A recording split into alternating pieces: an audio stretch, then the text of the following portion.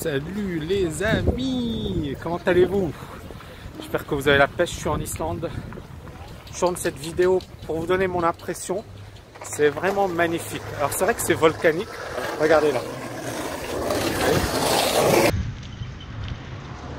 Incroyable, hein? C'est super beau. Il y a peu d'habitants, hein. Il y a 250 000 habitants.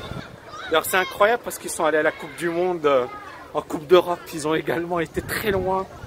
C'est incroyable pour un petit pays, mais en tout cas, super sympa. Je n'ai pas eu le temps de beaucoup visiter, hein, donc je vais pas vous mentir. Mais voilà, du peu que j'ai vu, c'est très mignon, bon, c'est chaleureux. Mais je voulais faire une remarque sur finalement la liberté financière.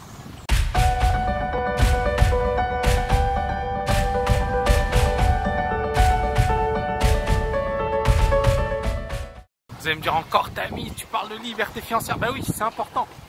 Vous savez, j'habite à Dubaï et à Dubaï il fait beau toute l'année. L'été il fait chaud, mais sinon il fait beau toute l'année. Et à Dubaï on a énormément de personnes qui viennent des pays scandinaves, de Russes, d'Anglais. Il y a 250 000 Anglais. Grosse communauté, c'est-à-dire il y a l'équivalent de l'Islande rien qu'en anglais à Dubaï, quoi. C'est pour vous dire. Bon, les gens des Philippines, il doit y en avoir 600 000. Les personnes de l'Inde, ils doivent en avoir 1 million. Alors bien évidemment qu'il y a des gens qui viennent pour des raisons économiques. Ça, ils viennent à Dubaï pas pour faire des vacances, pas pour faire du tourisme, mais ils viennent à Dubaï d'abord pour gagner leur vie, quoi, tout simplement. Moi, ça n'a pas été mon cas, c'est-à-dire que je ne suis pas allé pour gagner ma vie, j'y suis allé parce que, en fait, j'ai habité à Paris pendant pas mal d'années. J'en avais marre de la grisaille parisienne, j'en avais marre du métro boulot dodo. Et 2009, j'ai frôlé la mort et c'est vrai que, voilà, je sais pas moi, pour ceux qui sont parisiens pendant pas mal de temps, à un certain moment, moi je suis allé récemment à Paris, je donnais une conférence. Je regrette pas hein, d'avoir quitté Paris, c'est-à-dire c'est pas génial, c'est comme New York, c'est comme Londres. C'est bien qu'on commence dans sa carrière professionnelle, c'est bien pour quelques années, mais après il faut pas s'éterniser dans ces villes, quoi. C'est fatigant à la longue, fatigant, vraiment fatigant. C'est pour ça que les gens dépriment. La vie elle est dure. Moi je trouve que la vie elle est très dure dans les grandes villes. C'est mon point de vue perso. Vous pouvez ne pas le partager, mais c'est dur. Ça perdre du temps dans les transports. Les gens ils sont stressés, ils sont pressés de faire les choses, ils n'ont pas le temps. C'est super dur.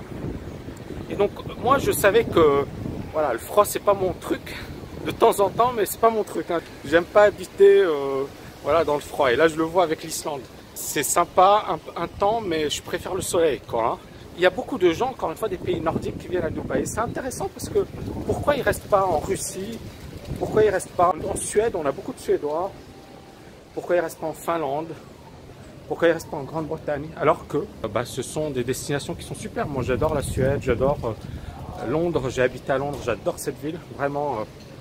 Et parce qu'à un certain moment, voilà ce que je vous disais, c'est-à-dire ça tape dans le système. C'est bien d'y passer quelques années, c'est bien de travailler, c'est bien. Il y a Charles Aznavour, qui est mort il n'y a pas longtemps, qui disait la misère elle est moins dure au soleil. Il me semble que la misère serait moins pénible au soleil. Il a raison. Si tu es misérable à New York, c'est dur. Moi j'ai vu des SDF, j'ai vu des gens galérer à New York, ça donne pas envie, quoi. Les gens qui galèrent dans le sud ou dans les pays où il fait un peu plus chaud, j'ai pas envie de dire que c'est pas catastrophique pour eux. Mais c'est moins dur, c'est-à-dire le froid, les SDF, c'est catastrophique.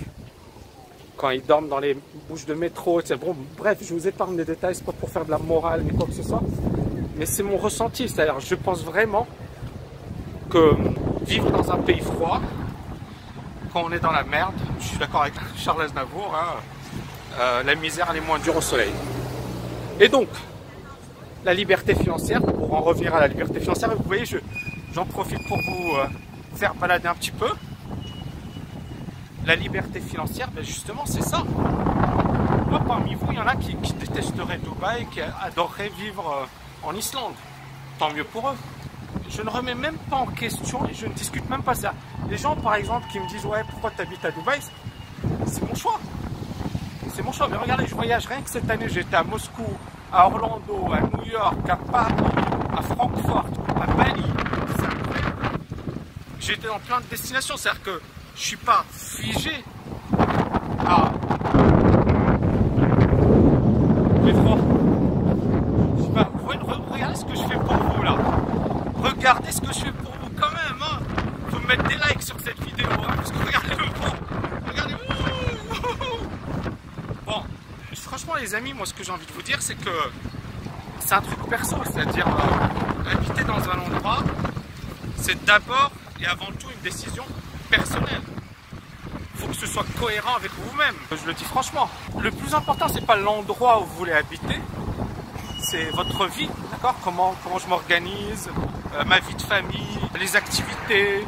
Parce que voilà, c'est-à-dire que les amis, la dynamique. J'ai hésité beaucoup entre Dubaï et l'île Maurice. Parce que l'île Maurice également, c'est super sympa, c'est super beau. J'ai des amis qui sont là-bas, ils me disent voilà, c'est génial. Mais je voulais un truc dynamique. Et Dubaï, pour moi, quand je suis arrivé à Dubaï, ça m'a impressionné.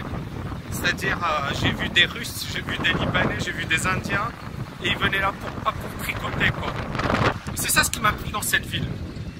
C'est-à-dire, je me suis dit, c'est la ville du futur. Moi, j'ai un appartement avec une vue sur l'océan, magnifique, j'y ai habité. C'est magnifique, c'est-à-dire, c'est là où je me vois, voilà, finir mes vieux jours, quoi. C'est face à l'océan, quoi. C'est mon truc. Ça, j'ai déjà fait, j'ai déjà checké. J'ai déjà fait ça. Et je l'ai fait pendant 1 an, 2 ans. Et c'est magnifique, il n'y a pas mieux. Mais à un certain moment, il faut faire de belles choses. Dubaï, pour moi, c'était le meilleur choix.